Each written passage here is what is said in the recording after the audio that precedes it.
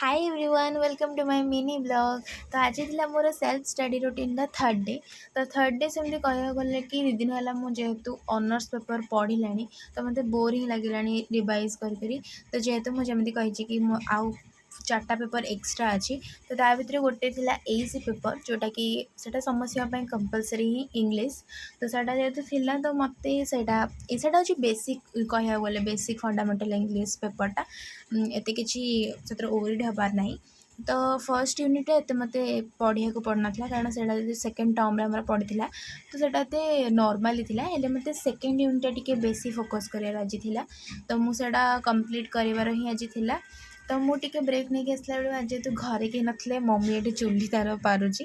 तो मुझे खाई पीक आम शोई पड़ूँ शोक उठला पिला पलि आसते पिला जेहेतु पलि आसते जेहेतु मो सांगे सांगे शोक उठी केवे पाखे बसेनी कारण सांगे सांगे शोक उठी काले से पाठ करेंगे न करेंगे मत पुणी बाड़ी देवी कि कौन करदेवी। तो मुझे सांगे सांगे बसेनी तापर टी फ्रेश हो गली। फ्रेश हो सारापर घरे रोज जेहेतु माने रूटीन करवा कथा स्किन केयर रूटीन हेले एग्जाम सकाशे मुझे स्किन केयर रूटीन भी कर बस टी फेस वाश करके सनस्क्रीन टी लगे दी। तापर आसती हेरी चुट्टी मुंड कुंडिया को आज मो चुट्टी कुंडला बेलू बेसी चुट्टी झड़ी मोर। तो कारण मुझे माने पूरा चुट्टी एत बेलू ना टिके जो 2 मिनिका हो जाए सेटा हो जाए जो मुझे काटी दिए। तो बेसी एत चुट्टी माने ये हवा को दिए किंतु चुट्टी आज बहुत बहुत झड़ी थिला। तो मुझे मन दुख करके चुट्टी को साइज करदेली एतक को साइज भल रखा।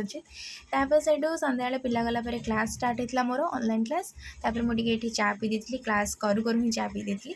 तापर से मुझे कि एबे मुझे खुशी जना पड़ी कारण मोर ऑलमोस्ट सेकेंड यूनिट सरी जाता। सेकेंड यूनिट मुझे जहाँ माने डेडलाइन रखी कि आज मैं सेकेंड यूनिट खत्म करी तो मुझे सरी जाता।